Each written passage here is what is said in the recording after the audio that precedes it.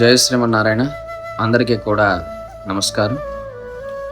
ఈరోజుటి ప్రేరణాత్మక ఏంటంటే హాస్పిటల్స్ రాజకీయం.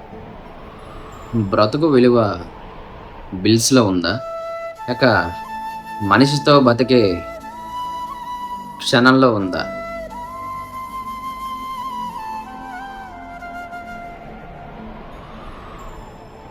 ముందుగా ప్రతి ఒక్కరు ఛానల్ని సబ్స్క్రైబ్ చేసుకోండి. అలానే ఈ యొక్క సమాచారాన్ని 10 మందికి తెలియపరచండి. చావు బ్రతుకుల మధ్య ఒక మనిషి ఉన్నాడు. పేమెంట్ ముందని ఎలా అడగాలనిపిస్తుంది చెప్పండి. గుడులు వినని ప్రేయర్స్ని హాస్పిటల్ గోడలు వింటాయి అని అంటారు కదా. మరి ప్రాణం విలువ అర్థం చేసుకోవడానికి ఏళ్ల తరబడి చదివిన వ్యవస్థలో మనిషి బాధ ఎందుకు కనిపించట్లేదు?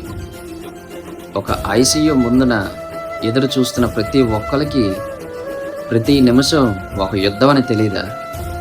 కొన్నిసార్లు చెప్పాలంటే సిస్టంలో హ్యూమినిటీ తగ్గిపోవడం, ఒక ప్రాణం విలువ కట్టే బిల్లో లేదు. ఆ మనిషి ఇంకో మనిషితో బ్రతికే కొన్ని క్షణాల్లో పంచుకున్న జ్ఞాపకాలలో ప్రాణం యొక్క ఖరీదు ఉంటుంది.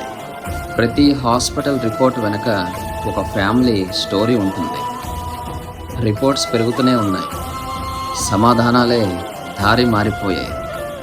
ఒక మనిషిని కోల్పోయిన ఇంటికి ఏ బిల్లు కూడా రిఫండ్ కాదు.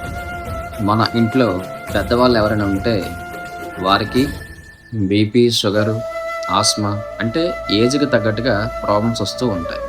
మంత్లీ చెకప్స్ అని, బ్లడ్ టెస్ట్లని, స్కానింగ్స్ అని, మెడిసిన్స్ కానీ ఒక మిడిల్ క్లాస్ కొడుకు ఎంతవరకు నడిపిస్తాడు? City scan, MRI, blood test, urine test అని రిపోర్ట్ మీద రిపోర్ట్స్ అవి కూడా వేస్తూ ఉంటారు. చాలామందికి వినిపించే మాట లాస్ట్లో ఏమీ లేదండి, అబ్జర్వ్ చేద్దాం, ఇదే మాట వస్తుంది. అరగంట ముందే వేరే హాస్పిటల్లో స్కానింగ్ చేసి తీసుకొచ్చినా మాకు మళ్ళీ టెస్ట్ కావాలని అంటారు. ఎందుకు? పేషెంట్ల కోసమా, లేదంటే ప్రాసెస్ కోసమా? ఆ ప్రాసెస్ మీద వచ్చే బిల్స్ కోసమా? డబ్బు లేనివాడికే జీవితం మీద ఇంకా ఆశ ఎక్కువ అవుతుంది. దయచేసి బ్రతకనివ్వండి.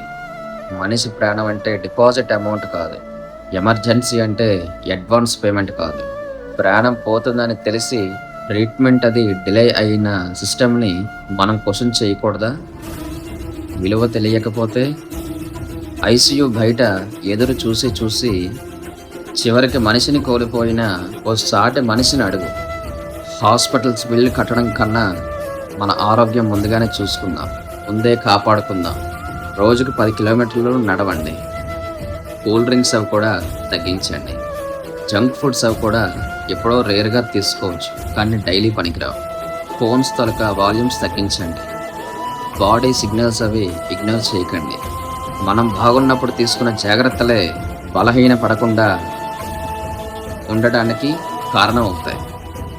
ఈరోజు టెక్నాలజీ ఇంకా పెరుగుతుంది, మిషన్స్ అవి కూడా ఇంకా తెలివిగా మారుతాయి, కానీ మన ఆరోగ్యం అంతే బలంగా ఉంటుందని మనకి గ్యారంటీ లేదు.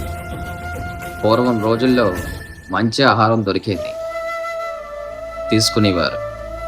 కానీ ఇప్పుడు కొంచెం ప్రశాంతమైన జీవితం గడిపిన ఈరోజు ఆ వయసులో ఇన్ని మెడిసిన్స్ ఉంటే మనం గంటల తరబడి ఫోన్లు, స్లీప్లెస్ నైట్లు, డిప్రెషన్స్ అని, స్ట్రెస్ అని, ఇంకా బయట ఆహారాలని ఇలా ఉంటే రేపటి ఆరోగ్యం ఎలా ఉంటుంది? Life is about sudden goodbyes. Handle it with care. ప్రాణం ఉన్నప్పుడే ప్రేమించండి. జ్ఞాపకాలకి ఎదురు చూడకండి. మీ యొక్క జీవితంలో కూడా ఒక విలువైన మనిషి ఉంటే ఈ పోస్ట్ ద్వారా వాళ్ళని గుర్తు చేసుకోండి, ఆలోచించండి. జై శ్రీమన్నారాయణ. సర్వే జనాః సుఖినో భవంతు. ధర్మాన్ని ఆచరించండి. ఆ ధర్మమే శ్రీరామ రక్షగా మీ అందరినీ కూడా కాపాడుతుంది. శుభం.